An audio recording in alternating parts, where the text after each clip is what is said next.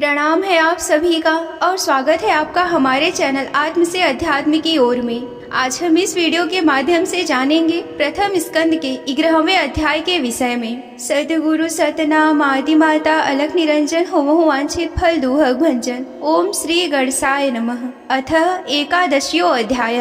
शीर्षक द्वारका में श्री कृष्ण का राजोचित स्वागत। चलिए अब कथा का आरंभ करते हैं। सूत जी कहते हैं कि श्री कृष्ण ने अपने समृद्ध आनवर्त देश पहुंचकर वहां के लोगों की विरह वेदना बहुत कुछ शांत करते हुए अपना श्रेष्ठ पांचजन्य नामक शंख बजाया। भगवान के होठों की लाली से लाल हुआ वह श्वेत वर्ण का शंख बजते समय उनके कर्ण कमलों से ऐसा शोभित हो रहा था जैसे लाल रंग के कमलों पर बैठकर कोई राजहंस उच्च स्वर से मधुर गान कर रहा हो। भगवान के शंख की वह ध्वनि संसार के भय को भयभीत करने वाली है। उसे सुनकर सारी प्रजा अपने स्वामी श्री कृष्ण के दर्शन के लालसा से नगर के बाहर निकल आए। भगवान श्री कृष्ण आत्मराम हैं, वे अपने आत्म लाभ से ही सदा सर्वदा पूर्ण काम हैं। फिर भी लोग जैसे बड़े आदर से भगवान सूर्य को भी दीप दान करते हैं, वैसे ही अनेक प्रकार की भेंटों से प्रजा ने श्री कृष्ण का स्वागत किया। सबके मुख कमल प्रेम से खिल उठे। वे हर्ष गदगद वाणी से सबके श्री हृदय और संरक्षक भगवान श्री कृष्ण की ठीक वैसे ही स्तुति करने लगे जैसे बालक अपने पिता से अपनी तोतली बोली में बातें करते हैं। स्वामी, हम आपके उन चरण कमलों की सदा सर्वदा प्रणाम करते हैं जिनकी वंदना ब्रह्मा, शंकर और इंद्र तक करते हैं, जो इस संसार में परम कल्याण चाहने वालों के लिए सर्वोत्तम आश्रय हैं, जिनकी शरण ले लेने पर परम समर्थ काल भी एक बाल तक बाका नहीं कर सकता। विश्वभावन आप ही हमारे माता, सुहृदय स्वामी और पिता हैं। आप ही हमारे सद्गुरु और परम आराध्य देव हैं। आपके चरण कमलों की सेवा से हम कृतार्थ हो रहे हैं। आप ही हमारा कल्याण करें। हम आपको पाकर सनाथ हो गए, क्योंकि आपके सर्व सौंदर्य सार अनुपम रूप का हम दर्शन करते रहते हैं। कितना सुंदर मुख है, प्रेम पूर्ण मुस्कान से स्निग्ध चितवन, यह दर्शन तो देवताओं के लिए भी दुर्लभ है। कमल नयन श्री कृष्ण, जब आप अपने बंधु बांधवों से मिलने के लिए हस्तिनापुर अथवा मथुरा चले जाते हैं, तब आपके बिना हमारा एक एक क्षण कोटि कोटि वर्षों के समान लंबा हो जाता है। आपके बिना हमारी दशा वैसी हो जाती है जैसे सूर्य के बिना आँखों की। भक्त वत्सल भगवान श्री कृष्ण प्रजा के मुख से ऐसे वचन सुनते ही अपनी कृपामयी दृष्टि से उन पर अनुग्रह की वृष्टि करते हुए द्वारका में प्रविष्ट हुए। जैसे नाग अपने भोगवती की रक्षा करते हैं, वैसे ही भगवान की वह द्वारिकापुरी भी मधु, भोज, दशाह, अर्ह, कुकुर, अंधक और वृष्टि वंशी यादियों से, जिनके पराक्रम की तुलना और किसी से भी नहीं की जा सकती, वह सुरक्षित थी।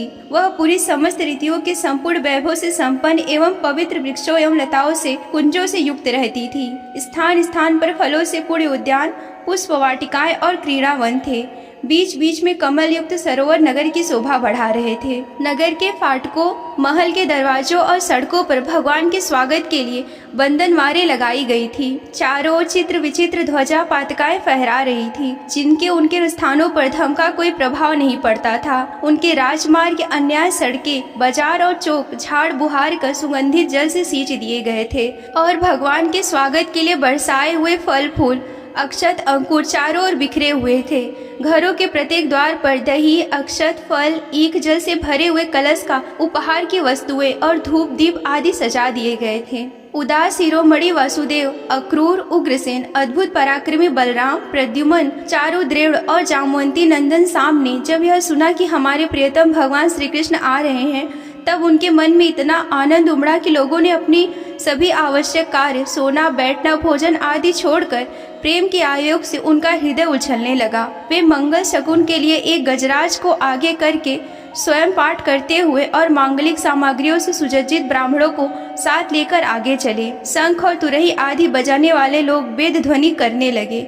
वे सब हर्षित होकर रथों पर सवार हुए और बड़ी आदर बुद्धि से भगवान की अगवानी करने चल दिए। साथ ही भगवान श्री कृष्ण के दर्शन के लिए उत्सुक सैकड़ों श्रेष्ठ वरांगनाएं, जिनके मुख कपोलों पर चमचमाते हुए कुंडलों की कांति पड़ने से बड़े सुंदर दिखते थे, पालकियों पर चढ़कर भगवान की अगवानी के लिए चली। बहुत से नट, नाचाने वाले, गाने वाले, बिरद बखानने वाले, सुत, मागध और बंदीजन भगवान श्री कृष्ण के अद्भुत चरित्रों का गायन करते हुए चले। भगवान श्री कृष्ण ने बंधु बांधवों, नागरिकों और सेवकों से उनकी योग्यता के अनुसार अलग अलग मिलकर सबका सम्मान किया। किसी को सर झुकाकर प्रणाम किया, तो किसी को वाणी से अभिवादन किया, किसी को हृदय से लगाया तो किसी से हाथ मिलाया, किसी की ओर देखकर मुस्कुरा भर दिए और किसी को केवल प्रेम भरी दृष्टि से देख लिया। जिसकी जो इच्छा थी वही उसको वरदान मिला। इस प्रकार चंडाल परिवंत सबको संतुष्ट करके गुरुजन, सपत्नीक, ब्राह्मण और वृद्धों का तथा दूसरे लोगों को भी आशीर्वाद ग्रहण करते एवं बंदी जनों से बिरुदावली सुनते हुए सबके साथ भगवान श्री कृष्ण नगर में प्रवेश करते हैं। सौनक जी जिस समय भगवान राजमार्ग से जा रहे थे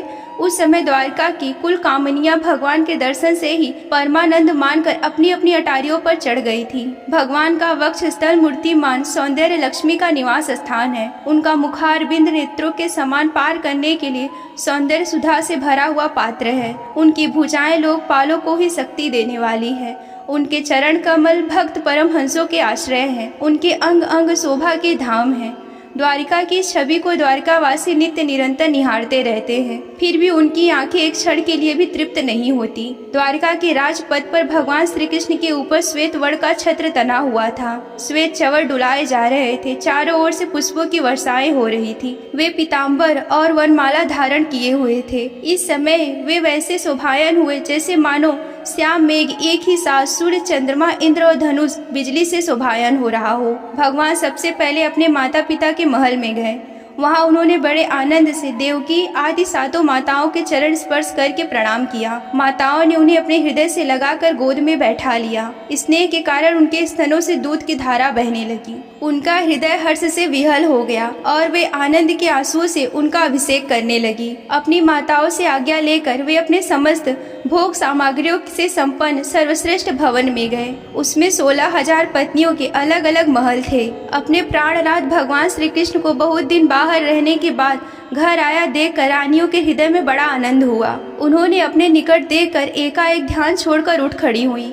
उन्होंने केवल आसन को ही नहीं बल्कि उन नियमों को भी त्याग दिया जिन्हें उन्होंने पति के प्रवासी होने पर ग्रहण किया था। उस समय उनके मुख और नेत्रों में लज्जा छा गई। भगवान के प्रति उनका भाव बड़ा ही गंभीर था। उन्होंने पहले ही मन फिर नेत्रों के द्वारा और तत्पश्चात पुत्रों के बहाने शरीर से उनका आलिंगन किया। सौनक जी उस समय उनके नेत्रों में जो प्रेम के आंसू छलक आए थे उन्हें संकोचवश उन्होंने रोक लिया। फिर भी विवशता के कारण वे ढलक सी ही गए। यद्यपि भगवान श्री कृष्ण एकांत में सर्वदा ही उनके पास ही रहते थे, तथापि उनके चरण कमल उन्हें पद पद पर नए नए जान पड़ते थे। भला स्वभाव से ही चंचल लक्ष्मी, जिन्हें एक क्षण के लिए भी कभी नहीं छोड़ती थी, उनकी सन्निधि से किसी स्त्री को तृप्त कैसे हो सकती है। जैसे वायु बांसों के संघर्ष से दानव दल पैदा करके उन्हें जला देता है, वैसे ही पृथ्वी के भारभूत और शक्तिशाली राजाओं में परस्पर फूट डालकर बिना किसी शस्त्र ग्रहण किए भगवान श्री कृष्ण ने उन्हें कई अक्षौणी सेना सहित एक दूसरे से मरवा डाला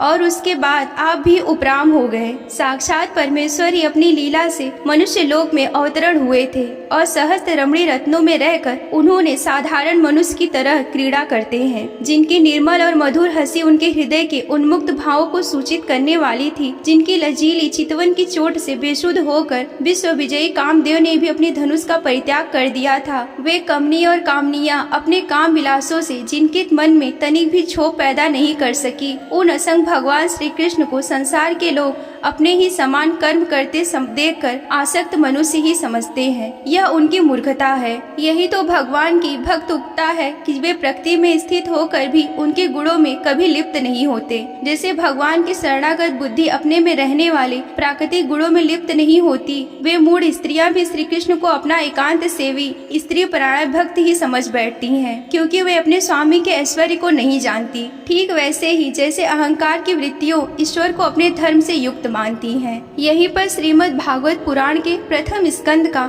11वां अध्याय समाप्त होता है। अगर आप श्रीमद् भागवत पुराण की कथा में रुचि रखते हैं और उसका विस्तार पूर्वक वर्णन सुनना चाहते हैं तो हमारे चैनल आत्म से अध्यात्म की ओर को सब्सक्राइब कर लीजिए। आज के वीडियो में बस इतना ही। मिलते हैं अगले वीडियो में। तब तक के लिए आप सभी को जय आदि शक्ति भोलेनाथ जी। हर हर महादेव।